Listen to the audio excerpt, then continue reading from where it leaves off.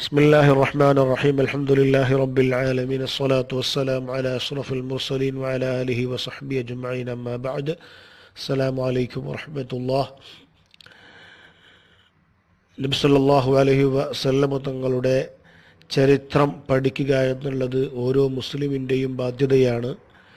ഇനി മുസ്ലിം എന്നല്ല, ഓരോ വ്യക്തിക്കും ഹബീബായ മുത്തുനബിയുടെ ചരിത്രം പഠിക്കുമ്പോൾ ധാരാളമായി പഠിക്കാനും പകർത്താനുമുണ്ട്. നബി സല്ലല്ലാഹു അലൈഹി വസല്ലം തങ്ങളുടെ പാത അനുധാവനം ചെയ്യണമെങ്കിൽ അവിടുത്തെ ചരിത്രം പഠിച്ചേ പറ്റൂ. അതുപോലെ അവിടത്തോടുള്ള സ്നേഹം വർദ്ധിക്കാനുള്ളൊരു കാരണമാണ് അവിടുത്തെ ചരിത്രം പഠിക്കുക എന്നുള്ളത്. അതുപോലെ വളരെ ഡീപ്പായി ഹബീബായ മുത്തുനബിയെക്കുറിച്ച് പഠിച്ചാൽ നമ്മുടെ ജീവിതം തന്നെ മാറ്റാൻ നമുക്ക് കഴിയും. നമ്മുടെ കുടുംബവുമായി സുഹൃത്തുക്കളുമായി എങ്ങനെ പെരുമാറണം എന്ന് നമുക്ക് പഠിക്കാനും, അതുപോലെ അപകടകരമായ സാഹചര്യങ്ങൾ എങ്ങനെ നമുക്ക് ഡീൽ ചെയ്യാൻ കഴിയും എന്നുകൂടി നമുക്ക് നബി സല്ലല്ലാഹു അലൈഹി വസല്ലം തങ്ങളുടെ സീറ പഠിച്ചാൽ നമുക്ക് മനസ്സിലാക്കാൻ കഴിയും.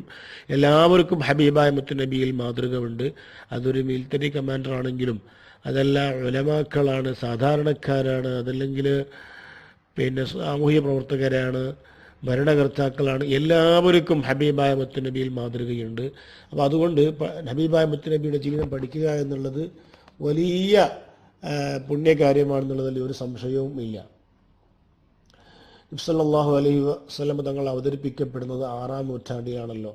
6-ാം നൂറ്റാണ്ടിൽ പ്രധാനമായും 4 തരത്തിലുള്ള ഭരണങ്ങളാണ് ഉണ്ടായിരുന്നത്. ഒന്നാമതായിട്ട് റോമൻ സാമ്രാജ്യം, രണ്ടാമതായിട്ട് പേർഷ്യൻ സാമ്രാജ്യം, മൂന്നാമതായിട്ട് ഇന്ത്യ, നാലാമതായിട്ട് അറബികൾ. ഇതിങ്ങനെയാണ് ചരിത്രകാരന്മാർ പൊതുവെ നബി സല്ലല്ലാഹു അലൈഹി വസല്ലം തങ്ങളുടെ ചരിത്രം പറയുമ്പോൾ നമുക്ക് പരിചയപ്പെടുത്തിയിരുന്നത്. അപ്പോൾ എന്താണ് റോമക്കാരുടെ പ്രത്യേകത എന്ന് വെച്ചാൽ, അതൊരു വലിയ സാമ്രാജ്യമായിരുന്നു. നാം ഇക്കാലഘട്ടത്ത് ഒരു 10, 15, 20 കൊല്ലം മുമ്പ് റഷ്യയും അമേരിക്കയുമുള്ള ആ ഒരു അവസ്ഥയായിരുന്നു അക്കാലഘട്ടത്ത് റോമയും പേർഷ്യനും ഉണ്ടായിരുന്നത്. എന്ന് പറഞ്ഞാൽ 2 വേൾഡ് സൂപ്പർ പവർ ആയിരുന്നു റോമൻ സാമ്രാജ്യവും പേർഷ്യൻ സാമ്രാജ്യവും. ബൈസന്റൈൻ എന്നായിരുന്നു റോമക്കാരെ കുറിച്ച് അറിയപ്പെടുന്നത്. അവരുടെ തലസ്ഥാനം കോൺസ്റ്റാന്റിനോപ്പിൾ, ഇന്നത്തെ തുർക്കിയായിരുന്നു. അതിൽ ഗ്രീസ്, സിറിയ, പാലസ്തീൻ, അതുപോലെ യൂറോപ്യൻ രാജ്യങ്ങൾ, അതുപോലെ ഈജിപ്ത്, നോർത്ത് ആഫ്രിക്ക തുടങ്ങിയ രാഷ്ട്രങ്ങളൊക്കെ റോമൻ സാമ്രാജ്യത്തിൻ്റെ കീഴിൽ വന്നിരുന്നു. രണ്ടാമതായിട്ട് പേർഷ്യൻ കിങ്ഡം അഥവാ പേർഷ്യൻ സാമ്രാജ്യം, അത് ഒന്നുകൂടി വലുതായിരുന്നത്രേ പേർഷ്യൻ സാമ്രാജ്യം റോമക്കാരെക്കാളും.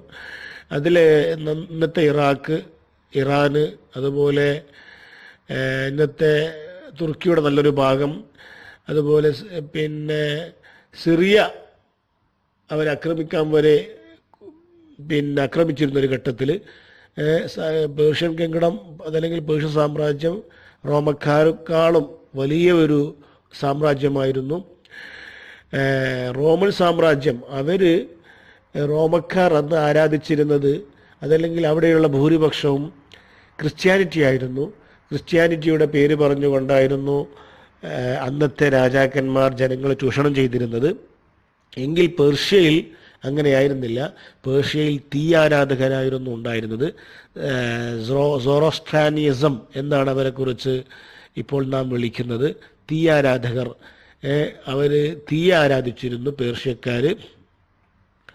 അതുപോലെ രാജാക്കന്മാരൊക്കെ ദൈവമാണ് എന്നുള്ള വിശ്വാസവും കൂടി പേർഷ്യക്കാർക്കുണ്ടായിരുന്നു. മൂന്നാമതായിട്ട് ഇന്ത്യ ഒരു അത്രമാത്രം വേൾഡ് ഭൂപടത്തിൽ വലിയ ഒരു സംഗതിയായിട്ട് അന്നേരം ഉണ്ടായിരുന്നില്ല. വളരെയധികം അരാജകത്വം നല്ല നിലക്ക് ഇഴച്ചു കണ്ടിരുന്ന ഒരു സ്ഥലമായിരുന്നു ഇന്ത്യ. അതുപോലെ ഇന്ത്യയിലെ ജാതി വ്യവസ്ഥ, അതുപോലെ ബിംബാരാധന, ഇത് രണ്ടുകൊണ്ട് ഇന്ത്യ വളരെ കുപ്രസിദ്ധി അന്ന് തന്നെ നേടിയിരുന്നു. നാലാമതായിട്ട് അറബികളെക്കുറിച്ച് നമുക്ക് കുറച്ച് വിശദമായി തന്നെ പറയുവാനുണ്ട് ഇൻഷാ അല്ലാഹ്.